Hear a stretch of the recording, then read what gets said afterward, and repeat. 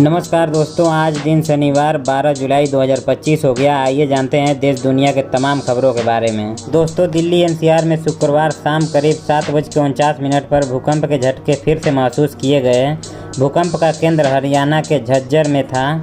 National centre for seismology के मुताबिक Richter scale पर भूकंप की तीव्रता 3.7 दर्ज की गई है और अब तक किसी की जान माल के खतरा होने का खबर सामने नहीं आई है। इससे पहले गुरुवार को भी दिल्ली में भूकंप के झटके महसूस किए गए थे। कल भी भूकंप का केंद्र हरियाणा के झज्जर में था, तब रिक्टर स्केल पर तीव्रता 4.4 दर्ज की गई थी।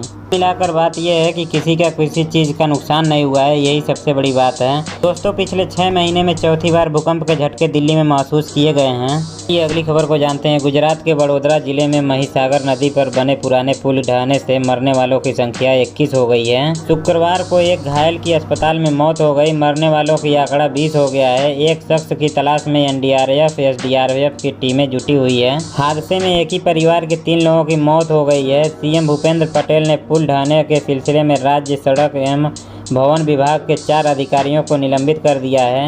हादसे की शुरुआती जांच में पाया गया है कि पुल का नींव और जोड़ कमजोर हो चुके थे, जिससे ये हादसा हुआ है। जांच समिति 30 दिन में पूरा रिपोर्ट देगी। महिसागर नदी पर बना ब्रिज 9 जुलाई की सुबह टूट गया था। चलते ट्रैफिक के बीच पुल टूट जाने से 2 ट्रक, 2 कार और 1 रिक्शा नदी में गिर गए थे। एक ट्रैक्टर टूटे सिर पर फंस गया था। 45 साल पुराना ये ब्रिज दक्षिण गुजरात को सौराष्ट्र से जोड़ता था। इसके टूटने से भरूच, सूरत, नवसारी, तापी और वलसाड़ से सौराष्ट्र पहुंचना मुश्किल हो गया है। अब इसके लिए अहमदाबाद होकर जाना पड़ेगा। फोटो के माध्यम से आप देख सकते हैं कि पुल बीच में कैसे टूटा हुआ है। चलिए अगली खबर को देखते हैं। गुरुग्राम में टेनिस प्लेयर राधिका यादव के पिता दीपक यादव ने 4 गोलियां मारकर हत्या कर दी है। 1 गोली कंधे पर और 3 गोलियां उसकी छाती के बराबर पीठ पर लगी है। हत्या के बाद राधिका के पिता ने कहा है कि लोग उसे ताना मारते थे कि बेटी टेनिस एकेडमी के कमाई खा रहा है।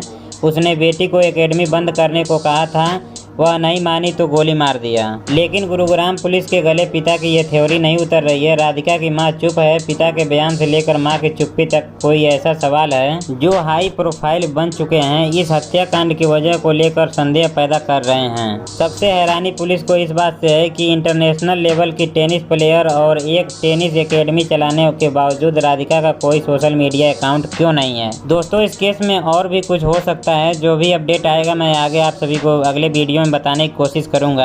फिलहाल दीपक यादव का दावा है कि मैं जब भी दूध लेने जाता था तो गांव वाले लोग ताना मारते थे कि तू अपनी छोरी की कमाई खाता है।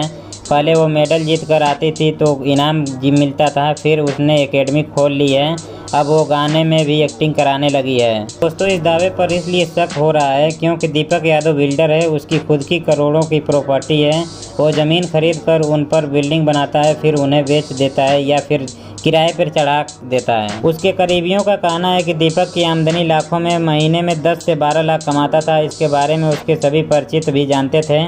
फिर कोई बेटी की कमाई का ताना क्यों मारेगा, ऐसा कहना है गांव वालों का या उसके परिचित जितने भी लोग हैं, इनका कहना है। दोस्तों, इसके बारे में कुछ और आगे की जानकारी नहीं है। जैसे ही अपडेट मिलेगी मैं अगले वीडियो में आप सभी को अभी बोला था बताने के लिए बताऊंगा।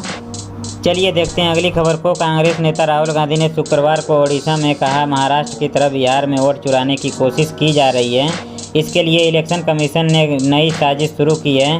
वो भाजपा के हिस्से का काम कर रहा है, अपना काम नहीं कर रहा है। और राहुल गांधी ने आगे ये भी कहा कि महाराष्ट्र में लोकसभा और विधानसभा के बीच 1 करोड़ नए वोटर आ गए। आज तक पता नहीं चल पाया कि ये वोटर कहां से आए। हमने इलेक्शन कमीशन से कई बार कहा कि आप हमें वोटर लिस्ट वीडियोग्राफिक दीजिए, उन्होंने नहीं दिया। इलेक्शन कमीशन और भाजपा को बिहार का चुनाव चोरी नहीं करने देंगे, ऐसा कहना है राहुल गांधी का। ये देखते हैं अगली खबर को। भारत और अमेरिका के बीच इस वक्त व्यापार समझौते को लेकर बातचीत चल रही है। इस बातचीत का अंजाम किसके पक्ष में जाएगा और क्या तय होगा, इस बात का पता तो आने वाले वक्त में चल ही जाएगा। लेकिन फिलहाल इस व्यापार समझौते को लेकर कशमकश स्थिति स्टील और एल्युमिनियम में खत्म हो चुकी है।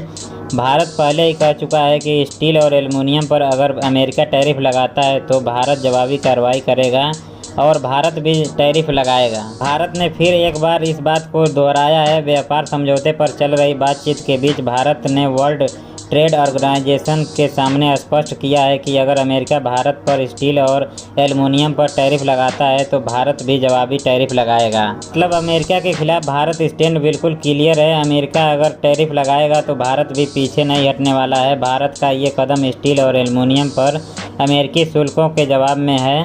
उन्होंने सुरक्षा उपयोग के तौर पर लगाया गया था, वो भी ऐसे वक्त में जब दोनों देशों के बीच व्यापार समझौते को लेकर बातचीत चल रही है। ये समय बहुत अहम है। दोनों देश व्यापार समझौते पर बातचीत कर रहे हैं, कोशिश कर रहे हैं कि कोई भी बीच का रास्ता निकाला जाए, लेकिन स्टील और एल्युमिनियम पर बातचीत नहीं बन पा रही है। मामला वर्ल्ड ट्रेड ऑर्गेनाइजेशन तक पहुंच चुका है। दोस्तों, इस खबर का जो भी अपडेट आएगा मैं अगले वीडियो में आप सभी को बताने की कोशिश करूंगा। चलिए अगली खबर को देखते हैं। दिल्ली की सकरी गलियों में बिजली के लटकते तार बड़ी समस्या है। तार की वजह से दुर्घटना भी होती है।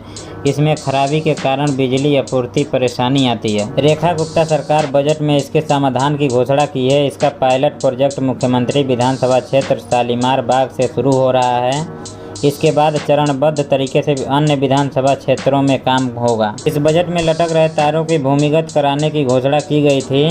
इसके लिए 100 करोड़ रुपए की प्रावधान किया गया है। मुख्यमंत्री ने यह भी कहा था कि ओवरहेड बिजली के तार न केवल शहर की सुंदरता बिगाड़ते हैं बल्कि सुरक्षा के दृष्टिकोण से नुकसानदेह और इससे कई बार दुर्घटना होती है। इस कारण आग लग जाती है और जान माल का नुकसान होता है। इस समस्या का समाधान के लिए दिल्ली में ओवरहेड तार को भूमिगत कराने की योजना तैयार की जा रही है। तो इस वीडियो में बस इतना ही। अगर वीडियो पसंद आए तो लाइक, सब्सक्राइब और शेयर जरूर कर दीजिएगा। फिर मिलते हैं अगले वीडियो में। तब तक के लिए जय हिंद, जय भारत, वंदे मातरम।